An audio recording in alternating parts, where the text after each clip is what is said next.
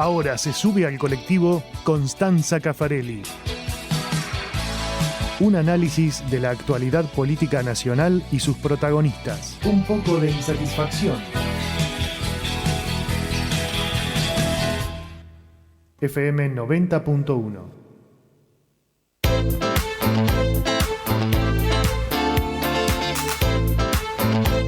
45 minutos pasaron de las 9, 10 menos cuarto de la mañana y ahora sí ya nos acomodamos, ya preparamos el mate, estamos todos sentados aquí en el estudio y le damos la bienvenida a nuestra especialista, doctora en Ciencias Políticas, licenciada en Antropología y muchas cosas más, Constanza Caffarelli, con su columna Un poco de insatisfacción. ¿Cómo estás, Constanza? ¿Todo bien? ¿Qué tal? ¿Cómo están? Buenos días. ¿Cómo han pasado la Navidad? Muy bien, muy bien. Festejando un poquito, comiendo demasiado, diría yo. ¿Vos, Constanza? Tal cual, de la misma manera. Sí, vamos a confesarnos. Acá ahora tratamos de hacer un poco de recomponernos un poco en la semana, pero la verdad que sí, comiendo rico. Y ahora estamos en ese momento en el que comemos sobras del 24 y el 25 hasta el 31 y luego durante un par de días más comemos sobras de lo del 31. Exactamente, llegarán hasta Reyes, que comeremos claro. Terminaremos con las sobras de fin de año y un pedacito de rosca. Claro, y a partir de ahí ya volvemos a el arroz blanco, los fideos. Volvemos a la programación habitual. A la programación habitual, tal cual. Constanza, me gusta mucho lo que tenemos para hoy porque vamos a hacer algo que todavía no lo hemos realizado. Nosotros juntos vamos a analizar este DNU que tanta polémica trajo, tantas reacciones, tantas críticas y demás. Sí, la verdad que nos encontramos con una situación que genera, digamos, este DNU que de alguna manera que propone derogar o modificar más de 300 leyes y que se presenta de una manera bastante particular y que rompe en el escenario también, digamos, dando un efecto de no sé si decir sorpresa, pero sí como una especie de shock de cuasi revolucionario, queriendo ser revolucionario porque verdaderamente apunta a las bases de algunas cuestiones que para nosotros eran un poco difíciles de poner en discusión, ¿no? Y que por otro lado también, digamos, vulneran derechos o están atentando contra los más débiles, ¿no? Entonces, me parece, cuando yo pensaba, en este decreto de necesidad de urgencia, ¿cómo lo podíamos pensar o cómo lo podíamos analizar? Bueno, desde el punto de vista jurídico, desde el punto de vista político y desde una lectura sociológica, si se quiere.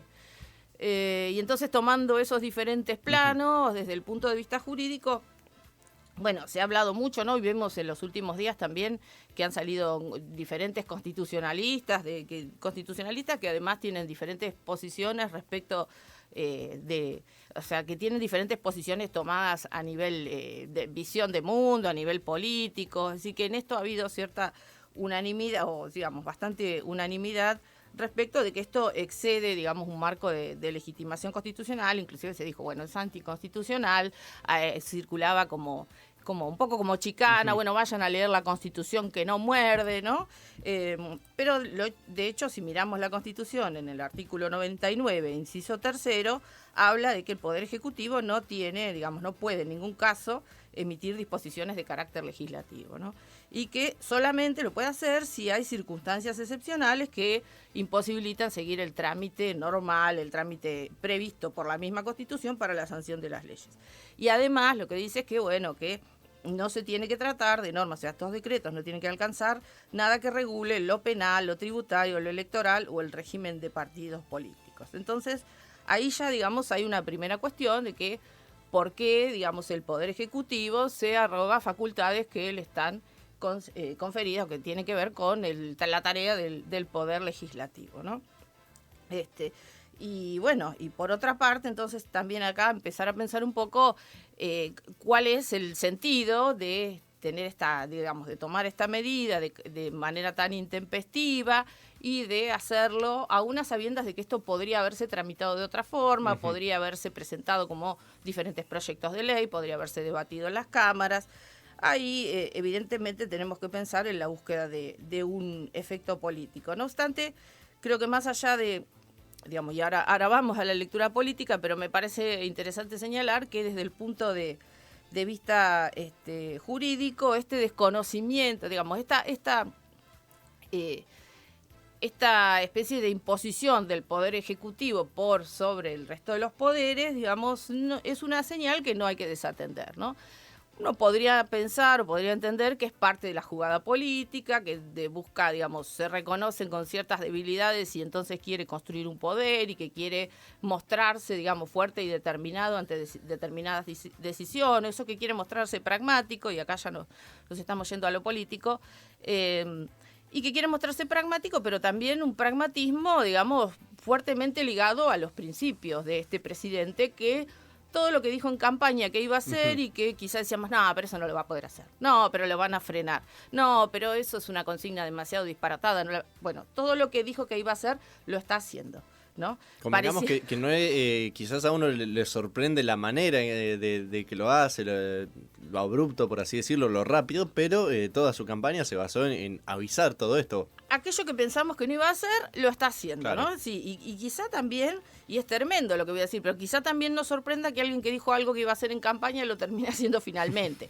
Quizá no de esta misma manera, y no todo, ¿no? Porque acá vamos a otro punto que tiene que ver con las definiciones políticas, y que tiene que ver no solamente con esta estrategia de la que hablábamos, que quizás sea imponerse y tomar estas medidas de carácter así tan disruptivo, y digamos que incluso vulneran los marcos constitucionales de manera, digamos, tan intempestiva. Bueno, la otra cuestión tiene que ver con qué concepción tiene de la democracia y de la tarea de gobierno, ¿no? En términos de definiciones políticas, sí. ¿Qué concepción tiene respecto de la construcción de acuerdos, del debate, de la necesidad de esas instancias, ¿no? Porque inclusive, yo cuando estaba terminando ayer de organizar algunas ideas, y la coyuntura te va corriendo, ¿no? Ayer a la noche le da una nota a Milei a Majul, donde también sale de una manera bastante casi amenazante o digamos embarrando la cancha, diciendo, bueno, los que no quieren tratar esto, en realidad los diputados que no quieren tratar esto,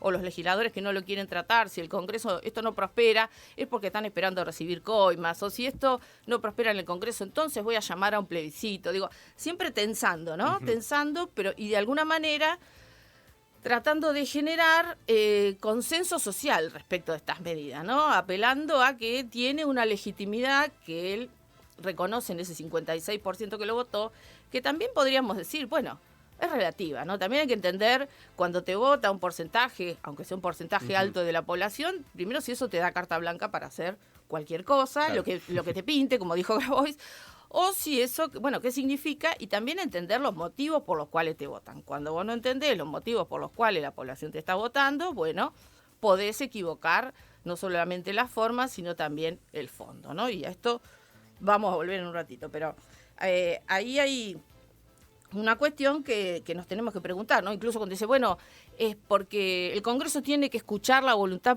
tiene que respetar la voluntad popular. Bueno, justamente la voluntad popular no es solamente la que se expresa cuando elige el Ejecutivo, sino que claro, en el Legislativo también está expresada la voluntad popular de otras personas, claro, que eligen otras fuerzas o que, digamos, hay representación variopinta de la diversidad de puntos de vista, de opiniones, de sentires que tiene la sociedad. Entonces, digamos, someter a la discusión en el Congreso este tipo de medidas, que algunas no son cuestiones menores, bueno, también es respetar la voluntad popular, ¿no? Ahí hay una cuestión, caramba, de interpretación que, digamos, tiene su intencionalidad. Entonces ahí hay toda una cuestión también política para pensar.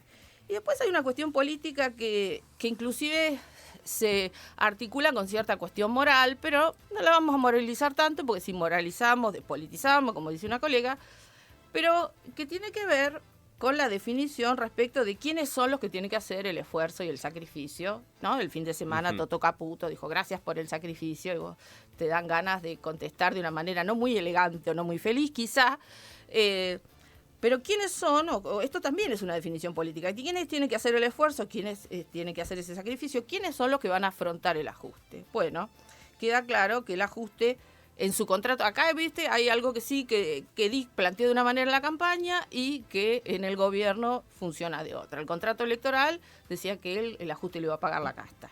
Ahora, quizás estuvimos desprevenidos, nos preguntamos quién era la casta, quiénes eran la casta, entendimos que la casta era la dirigencia política y pero finalmente parece que el ajuste va a recaer sobre los trabajadores, sobre los sectores medios, ¿no? Sobre los jubilados.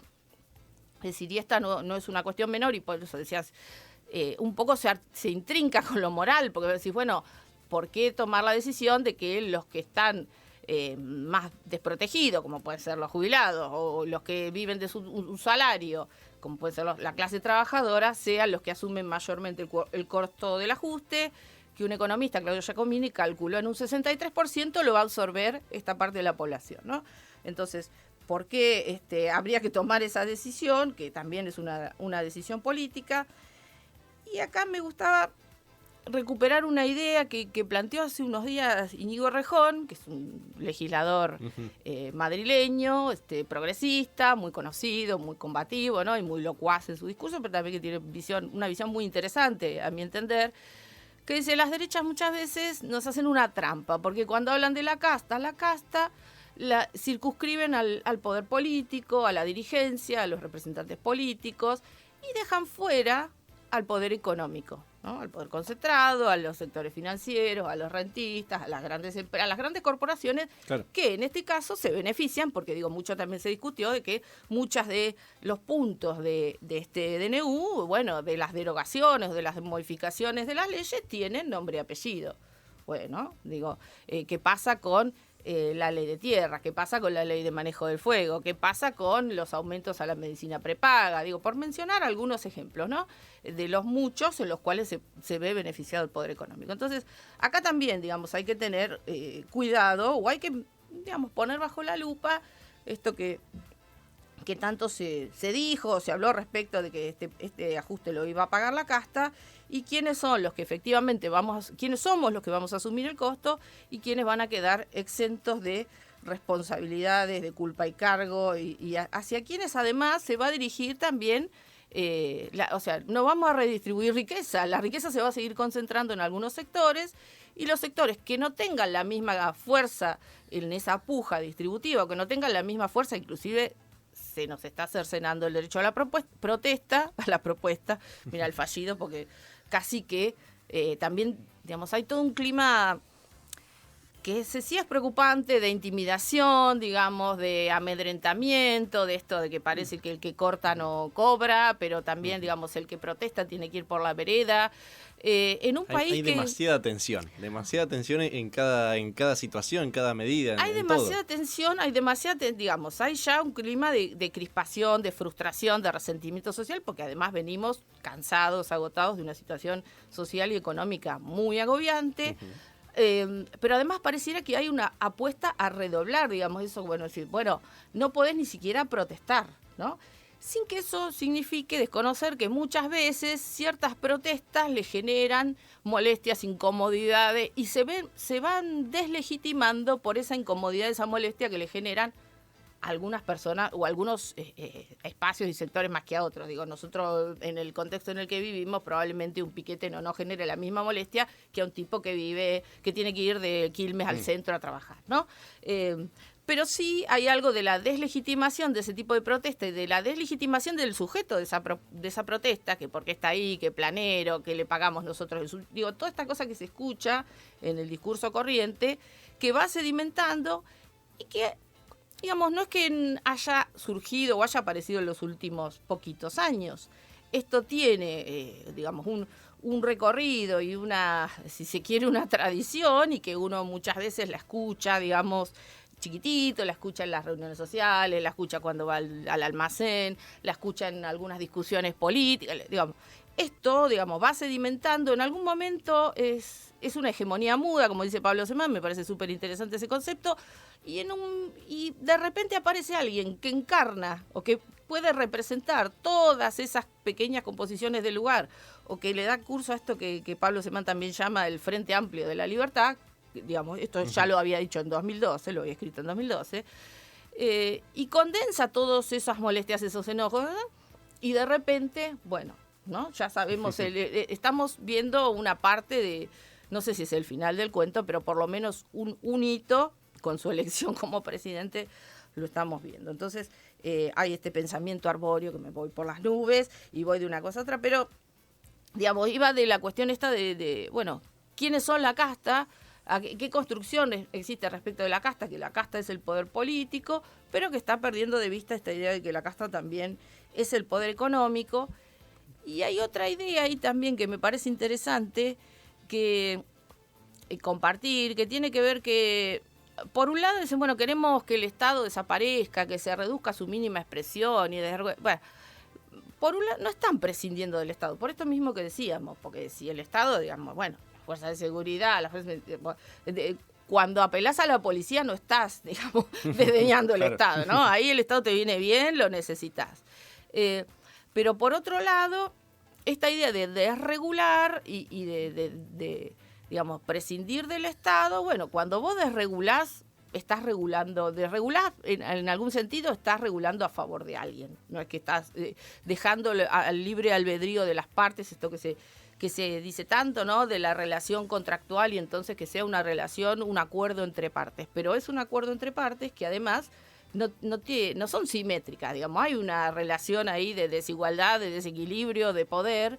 Entonces, ¿qué pasa? ¿Cuál es el rol del Estado? Que a algunos les convence más, a algunos les gusta más, a otros les gusta menos en estos conciertos. Bueno, tratar de evitar que aquellas personas que están más desprotegidas se vean a merced de quien tiene más poder en una relación de fuerza. ¿Qué sé yo? La ley de alquileres. Bueno, pactan. Bueno, vos te ves a merced del propietario, si te quiere alquilar, si no te quiere alquilar. Y no es que los propietarios sean malas personas, ¡ay, qué barbaridad! No, sino que hay un negocio que está planteado de una manera que hace que los inquilinos quedemos a merced muchas veces de los propietarios, esperando a ver cómo podemos negociar, en qué términos, qué aranceles, que sean pesos y no en dólares, digo, porque vemos que... Entonces, ¿por qué el Estado en esas circunstancias como regulador? Bueno, tratando de equilibrar, de que haya una relación de fuerza que no se transforme en un abuso para las personas que están, digamos, más desprotegidas en el marco de esas relaciones, ¿no? Y fíjate, bueno, de un decreto cuántas cosas van saliendo. Sí, y un decreto que quizás trascendieron, se dieron a conocer en los medios 30 principales medidas, pero hay 270 más, hay un total de 300 medidas que mucha gente capaz no las conocemos, no las vieron porque estas 30 se hicieron más reconocidas, pero que también afectan varios puntos interesantes quizás que pueden afectar bastante. Sí, inclusive, bueno, ayer empezaron las sesiones extraordinarias en el Congreso, y también hay otro paquete de leyes que se va a empezar a tratar respecto de la reforma, digamos, ahí también, ¿no? Vimos la convocatoria y vimos una serie de ítems, pero no sabemos qué hay dentro de cada uno de esos ítems. Algunos, digamos, también sobre algunas cuestiones circularon algunas versiones, pero bueno, se empieza a trabajar en estos días hasta el 31 de enero y veremos qué sucede ahí. Y también veremos, bueno, cuál es el derrotero de este decreto, ¿no?, que tiene, digamos, en términos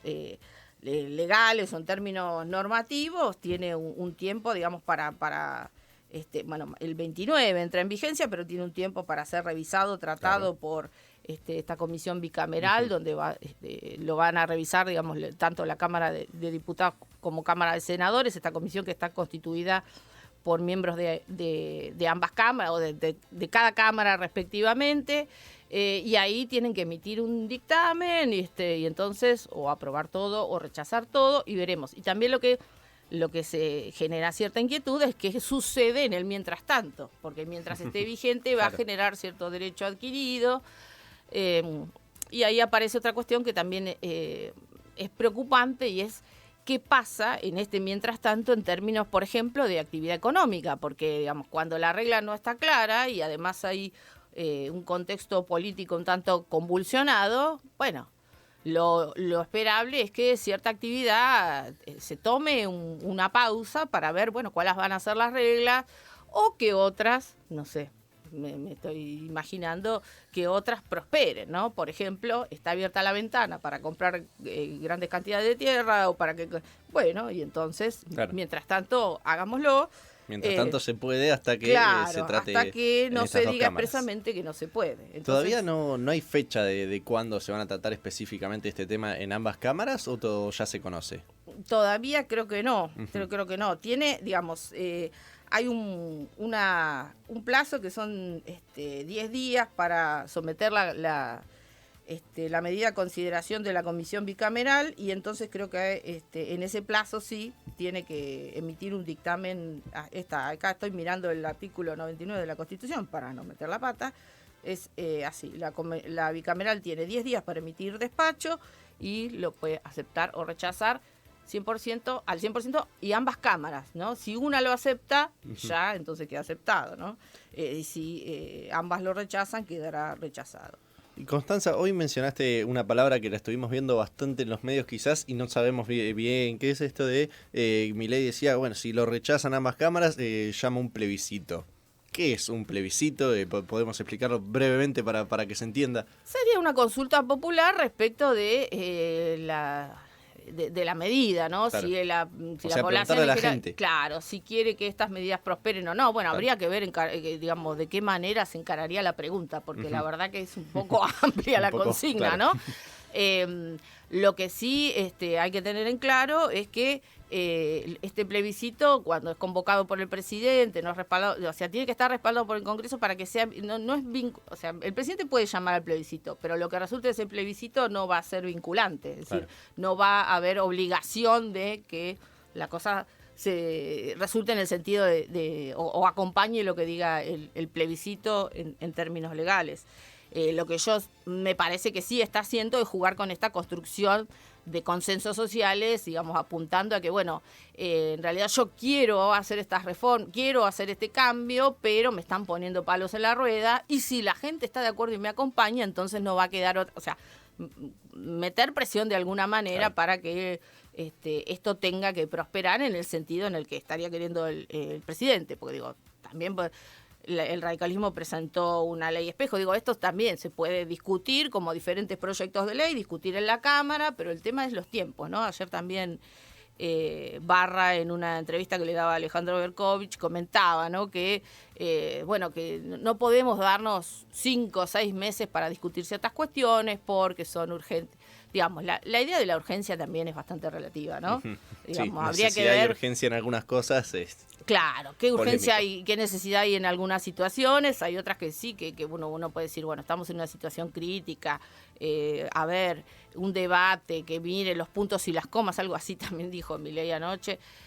Uno puede pensar, bueno, hay que darle celeridad o hay que darle agilidad a los procesos. Bueno, también puede haber un compromiso en el Poder Legislativo de que esto se dé con agilidad, con celeridad, dada la situación acuciante. Lo cual no implica, bueno, desconocer la institucionalidad. Yo sé que nuestra institucionalidad está un poco o bastante, depende de quién lo mire, lesionada, pero esto convengamos que no ayuda, ¿no? En absoluto, al contrario, profundiza, hace más graves esas lesiones. Qué panorama complejo que tenemos. Creo que últimamente estamos siempre reflexionando de esta forma al final. Fin de año. Es complicado el fin de año. Sí, bueno, a ver, creo que lo mejor que podemos hacer es, por doloroso y difícil que sea, es enfrentar lo que es, ¿no? O por lo menos, bueno, desde nuestras verdades relativas, nadie tiene la verdad absoluta, pero sí ser lo más honesto posible en términos de diagnóstico, porque son momentos complicados donde no solamente, digamos, tenemos una situación social muy preocupante, pero también, digamos, tenemos una situación política también compleja. Una situación política, digamos, ahora, para no extenderme más, porque ya me quedó toda la cuestión sociológica, pero sobre eso podemos volver, y de hecho lo venimos hablando, creo que desde que empecé a venir acá con las columnas, digo, una situación de hartazgo, de cansancio, de descreimiento en la dirigencia. Bueno, ¿qué pasó? ¿Qué pasó en estos últimos años que llegamos a este punto y que necesitamos seguir reflexionando y ser conscientes de ese diagnóstico y asumir la parte que nos toca a cada uno para que efectivamente eso no desencadene un drama mayor del que creo que vamos a tener? Digo, creo que vienen tiempos muy, muy difíciles. Tal cual, Constanza, como siempre, muchísimas gracias por tu columna, por tanto análisis y por tanta información. Nos volveremos a encontrar, si mis cuentas no fallan, ya en 2024. Nos vemos el año que viene. Chiste fácil. Literal. Última columna del año, wow. Última columna del año. No hicimos balance porque en realidad la verdad que hay mucho como para pensar sobre Bueno, de alguna manera venimos, ¿no? Mirando un poco una suerte pasado de balance hemos hecho. Para pensar en el futuro. Pero bueno, nada, en esta última columna del año, y si se quiere como una cuestión más ritual, agradezco la invitación, agradezco la posibilidad de trabajar acá, de compartir las ideas a todos, a vos, Tommy, no quiero olvidarme de nadie, a Denise, a Giselle, a todas las compañeras que están en redes, a las operadoras, ahí está Cata, estaba Fátima por ahí, los quiero nombrar, pero no me quiero olvidar de nadie, que me disculpen, a todo el equipo, que siempre son muy cálidos, que me reciben muy bien y que me dan esta posibilidad también de compartir lo que pienso con toda la audiencia de Radio Universidad. Muchas gracias, mucha fuerza, muchas felicidades y vamos para adelante. Un placer como siempre, Constanza.